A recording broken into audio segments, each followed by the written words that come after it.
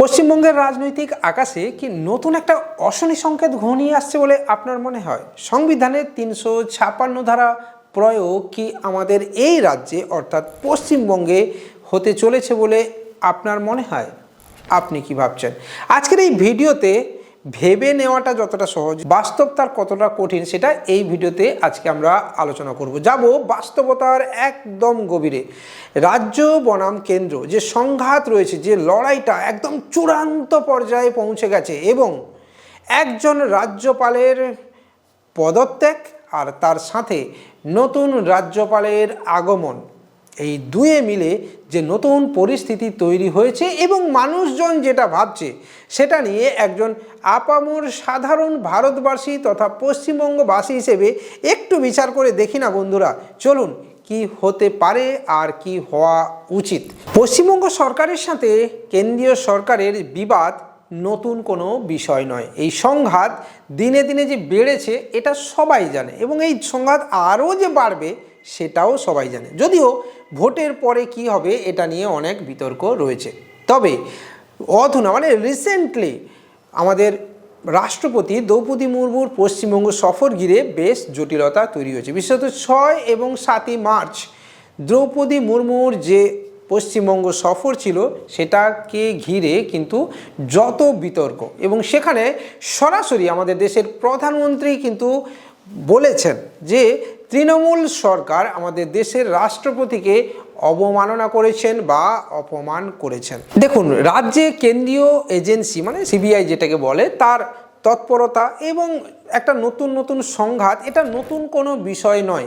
এবং এর মধ্যে এই যে দ্রৌপদী মুর্মুর সফর ঘিরে যে চরম উত্তেজনা, এর ফলে কিন্তু আমাদের প্রাক্তন রাজ্যপাল কিন্তু পদত্যাগ করেছেন এবং নতুন রাজ্যপালের আগমন ঘটেছে আমাদের রাজভবনে। বর্তমানে পশ্চিমবঙ্গে ৩৫৬ ধারা প্রয়োগ করার মতো অবস্থা বা বাস্তব অবস্থা রয়েছে কিনা, এবং ৩৫৬ ধারা কি, তার ক্ষমতার উৎস কোথায় এবং পশ্চিমবঙ্গের মাটিতে তার বাস্তবতা ঠিক কোথায়, কি কি শর্ত রয়েছে সেটা প্রয়োগ করতে গেলে কখন সেটা প্রয়োগ করা যায়, সেটা নিয়ে আমরা আজকের এই ভিডিওতে কথা বলবো এবং জানবো। তাই ভিডিওটা ভালো লাগলে লাইক, কমেন্ট, শেয়ারের সাথে সাথে চ্যানেলটাকে সাবস্ক্রাইব করতে পারেন, বেল আইকন বাজিয়ে দিতে পারেন। খারাপ লাগলে ডিসলাইকও করতে পারেন, আর ভালো লাগলে অন্যের সাথে শেয়ারও আপনি করতে পারেন। মনে রাখবেন, আমি কোনো রাজনীতির বিশ্লেষক নই, আমি একজন সাধারণ মানুষ যে কোনো রং না দেখে সাধারণ কথাগুলোকে আপনার সামনে তুলে ধরার চেষ্টা করে। রাষ্ট্রপতি শাসনের কথা উঠলে প্রথমেই যে শব্দটা ভেসে আসে সেটা হচ্ছে আর্টিকেল 356, অর্থাৎ সংবিধানের ৩৫৬ ধারা। ৩৫৬ ধারা কি? সহজ ভাষায় একদম মোদ্দা কথায় বললে, যদি রাজ্যপাল কেন্দ্রের কাছে এমন রিপোর্ট সাবমিট করে এবং রাষ্ট্রপতির কাছে এমন রিপোর্ট সাবমিট করে যে রাজ্যের আইন শৃঙ্খলা পরিস্থিতি এতটাই ভেঙে পড়েছে বা বর্তমান সরকার যারা রয়েছে তারা সরকার চালাতে একদম ব্যর্থ, অপদার্থ সরকার, এবং এমন অবস্থা রয়েছে যে আইন শৃঙ্খলাকে বাঁচাতে, রাজ্যকে বাঁচাতে, সাধারণ মানুষের অধিকারকে বজায় রাখতে, তখন সরাসরি কেন্দ্র তথা রাষ্ট্রপতি তার রাজ্যের শাসনভার তুলে নেয় নিজের হাতে। আর এটাকেই সহজ ভাষায় ৩৫৬ ধারা বলি আমরা, এবং এটাকেই আমরা রাষ্ট্রপতি শাসন হিসেবে বলে থাকি। এই ব্যবস্থা অর্থাৎ ৩৫৬ ধারা যখনই চালু হয় কোনো জায়গাতে বা কোনো রাজ্যে, যখন লাগু করা হয়, তখন রানিং যে মন্ত্রিসভা থাকে সেটা কিন্তু অকেজো হয়ে যায় এবং সিটিং যে চিফ মিনিস্টার থাকে বা যে ক্ষমতা থাকে তাদের ক্ষমতা কিন্তু স্থগিত হয়ে যায়, তারা আর কোনো কাজ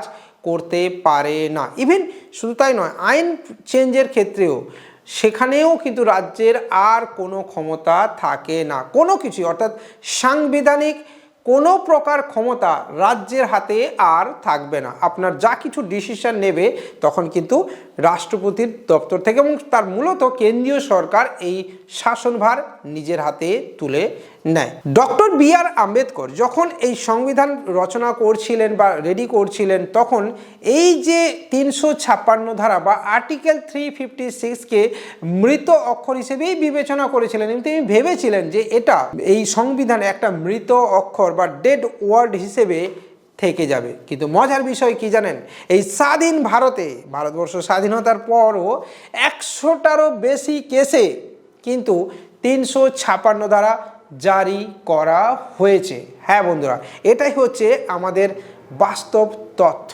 দেখুন, 356 ধারা প্রয়োগ নিয়ে রাজনৈতিক বিতর্ক যেমন রয়েছে, তেমন এটাও ঠিক যে এই ধারা প্রয়োগ করার ক্ষমতা কিন্তু আনলিমিটেড নয়। 1994 সালে বোম্বাই কোর্ট, মানে তৎকালীন বোম্বাই কোর্টের সঙ্গে কেন্দ্রীয় সরকারের যে কেস চলছিল, সেখানে বম্বে কোর্ট একটি যুগান্তকারী সিদ্ধান্ত দেয় যে সরকার তার সংখ্যাগরিষ্ঠতা হারিয়েছে কিনা সেটা প্রমাণ হবে বিধানসভার ফ্লোরে, এবং সেখানেই 9 বেঞ্চের সদস্য ঠিক করবে যে কি হবে, এবং তারাই দেখবে যে সরকারের সংখ্যাগরিষ্ঠতা আছে কিনা। অর্থাৎ সুপ্রিম কোর্ট চাইলে কেন্দ্রীয় সরকারের উপরে এই আইন লাগু করতে বাধা দিতে পারে বন্ধুরা, এবং কোনো রাজ্য সরকারও সেখানে এটার এগেনস্টে গিয়ে সুপ্রিম কোর্টে যেতে পারে।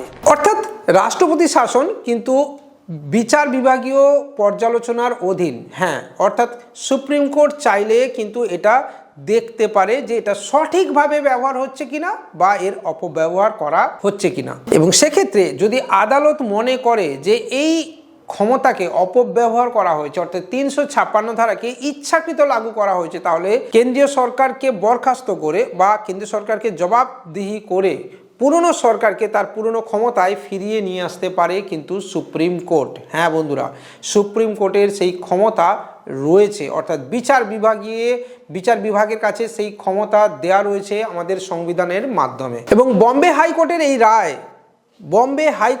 এই রায় সরকারের বিরুদ্ধে যাওয়াতে সেটা একটা দৃষ্টান্তমূলক হিসেবে আজকের ডেটেও রয়েছে, এবং একটা শক্তিশালী বর্ম হিসেবে কাজ করে 356 ধারা প্রয়োগের বিরুদ্ধে। এবং যে কোনো সরকার, কোনো রাজ্য সরকারের বিরুদ্ধে যখন এই ধারা প্রয়োগের কথা ওঠে, তখন তারা চায় যে এই ধারাকে ব্যবহার করে বা এই বম্বে হাইকোর্টের রায়কে তারা কিন্তু এক্সাম্পল হিসেবে তুলে ধরে, এবং তারা কোর্টেও যেতে চাইতে পারে বা যাওয়ার রাস্তা তাদের রয়েছে। তাহলে এবার জানবো যে পশ্চিমবঙ্গে কি এমন অবস্থা হলো যেখানে 356 ধারা প্রয়োগের কথা বলা হচ্ছে।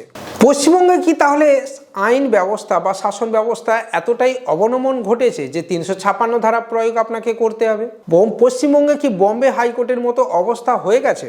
আপনার কি মনে হচ্ছে? কমেন্টে আপনি নিচে জানাতে পারেন। এবার এর উত্তর পেতে গেলে আমাদেরকে কিছু সাম্প্রতিক ঘটনাবলী দেখতে হবে। দেখুন, রাজ্য এবং কেন্দ্র সংঘাত কিন্তু চূড়ান্ত পর্যায়ে রয়েছে, সেটা সবাই জানে।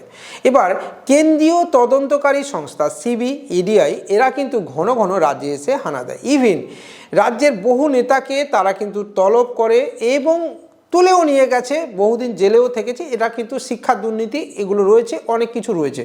কতটা সত্যি, কতটা মিথ্যে, কতটা বেশি, কতটা কম, এই বিতর্কে আমি যাচ্ছি না, কিন্তু এটা রয়েছে, এটা সত্যি।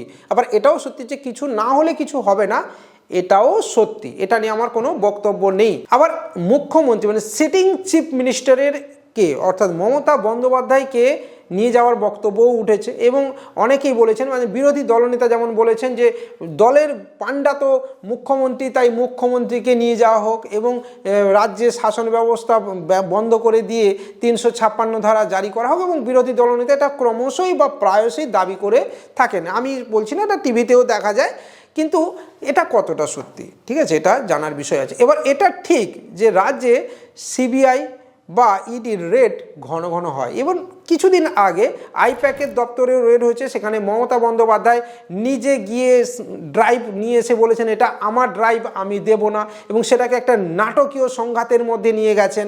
ইভেন সুপ্রিম কোর্টে তিনি নিজে গেছেন, নিজে গিয়ে সেখানে SIR এর বিষয় নিয়ে সেখানে সুপ্রিম কোর্টের নির্বাচন কমিশনের এগেনস্টে বলেছেন। তো একটা নাটকীয় সংঘাত রাজ্য বনাম কেন্দ্র কিন্তু রয়েছে, এটা অনস্বীকার্য।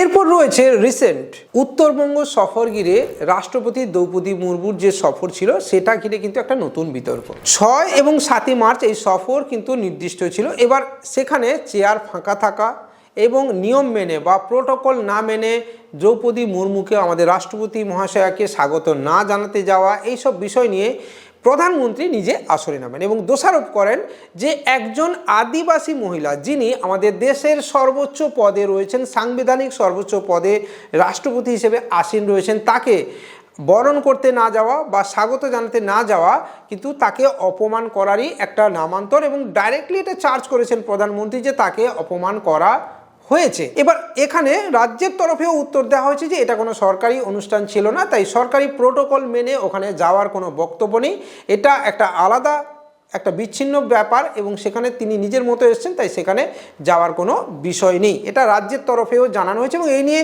চড়াই উতরাই কিন্তু প্রচুর হয়েছে। আর তৃতীয় যে কারণটা রয়েছে সেটা হচ্ছে রাজ্যপালের নতুন নিয়ম। 6 মার্চ সিভি আনন্দ বোসকে পদত্যাগ করানো হয়।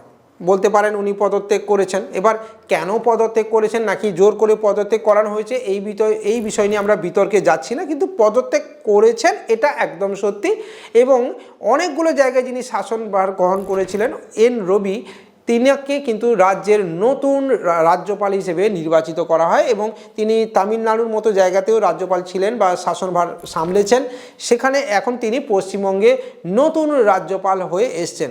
এটা আপনি কোইন্সিডেন্টলি ভাবতে পারেন যে এই দ্রৌপদী মুর্মুর এই ঘটনাকে হয়তো আপনি জুড়ে দিয়ে যদি দেখেন তাহলে এটা হতেই পারে যে এই ঘটনার জন্য হয়তো সিভি আনন্দ বোসকে হয়তো পদত্যাগ করতে হয়েছে বা প্রেসারাইজ করা হয়েছে এবং এর ফলে তিনি হয়তো পদত্যাগ দিয়ে চলে গেছেন। আর এন রবি নাগাল্যান্ড এবং তামিলনাড়ুর মতো রাজ্যে আগে রাজ্যপাল হিসেবে দায়িত্ব সামলেছেন এবং রাজনৈতিক বিশ্লেষকদের মতে আর এন রবি একজন কঠোর দক্ষ প্রশাসক এবং তিনি একজন প্রাক্তন আইপিএস অফিসারও বটে এবং যেগুলো রাজ্যে মানে যতগুলো রাজ্যে উনি রাজ্যপাল হিসেবে থেকেছেন সেখানে রাজ্য কেন্দ্র সংঘাত কিন্তু রয়েছে বা ছিল এবং যেখানে যেখানে ছিলেন এবং তিনি কঠোর হাতে সেটাকে কন্ট্রোলও করেছেন, এটা কিন্তু তার যে পাস্ট রয়েছে সেখান থেকে দেখা যায়। তা এটা হয়তো একটা নতুন মাস্টার স্ট্রোক হতে পারে যে রাজ্যপালকে বদলে দিয়ে যদি পরবর্তীকালে কোনো দিন এই ধরনের কেস আসে বা জায়গা তৈরি হয় যে আর্টিকেল 356কে দিতে হবে বা প্রয়োগ করতে হবে, তাহলে সেরকম একজন ব্যক্তিত্বকে আগে থেকেই রেডি করে রাখা গেল রাজ্যে, ঠিক আছে, তাই হয়তো নতুন রাজ্যপালকে নিয়োগ করা। আর চতুর্থ যে কারণটা রয়েছে সেটা হচ্ছে নির্বাচন প্রক্রিয়া এবং অনেক ক্ষেত্রে নির্বাচনের জটিলতা তৈরি হয় এবং অনেক ধরনের সমস্যা তৈরি হয় নির্বাচন প্রক্রিয়ার সময়। এছাড়া আইন কানুনের যে অবনমন অর্থাৎ রাজ্য সরকার যদি না চালাতে পারে সেটা নিয়েও একটা জটিলতা তৈরি হয়, তাই আগে থেকেই একটা কৌশলগত পদক্ষেপ এবং একটা সুপ্রশস্ত রাস্তা তৈরি করে রাখা নতুন একজন রাজ্যপালকে নিয়ে এসে, যদিও এই মুহূর্তে ভোট ঘোষণা হয়ে গেছে এবং এই মুহূর্তে আর নতুন করে কিছু জায়গা নেই, তবে এটা আগামী দিনে এই ধরনের কিছু হবে না বা ভোট পরবর্তী অংশে কিছু জায়গা তৈরি হবে না, এটা কে বলতে পারে, ঠিক আছে। তো সেই রকম কিছু ভেবেই কিন্তু এই ধরনের একটা জায়গা তৈরি করে রাখা, ঠিক আছে। এবার চলুন একটু ইতিহাসও ঘেঁটে দেখি, অতীতে পশ্চিমবঙ্গে কতবার রাষ্ট্রপতি শাসন জারি হয়েছে আপনি কি জানেন? যদি জানেন তাহলে নিচে কমেন্টে দিতে পারেন। হ্যাঁ বন্ধুরা, ইতিহাস বলছে পশ্চিমবঙ্গের মতো রাজ্যে মোটামুটি 4 বার, হ্যাঁ বন্ধুরা 4 বার রাষ্ট্রপতি শাসন জারি হয়েছে, যদিও শেষবার হয়েছিল 4 দশকেরও বেশি সময় আগে, অর্থাৎ মানে এখন নতুন যে সরকার চলছে এটা 15 বছর এবং তার আগে প্রায় 34 বছর, মানে একটা লম্বা সময়ের আগে শেষবার কিন্তু স্বাধীন পশ্চিমবঙ্গে বা স্বাধীন বাংলায় রাষ্ট্রপতি শাসন হয়েছিল।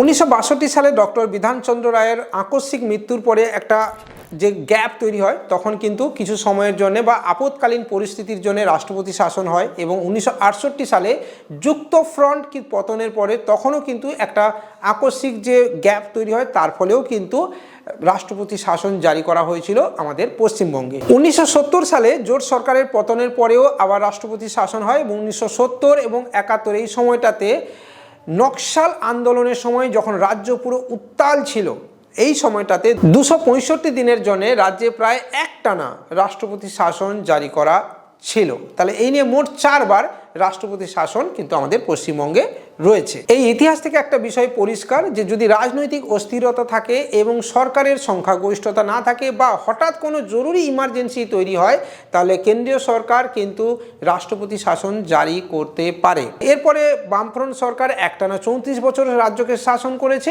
এবং তাদের একদম নিরঙ্কুশ সংখ্যাগরিষ্ঠতা ছিল এবং বর্তমান সরকার তৃণমূলেরও তাই নিরঙ্কুশ সংখ্যাগরিষ্ঠতা রয়েছে, তাই রাষ্ট্রপতি শাসন জারি করার কোনো দরকার এখনো পর্যন্ত পড়েনি।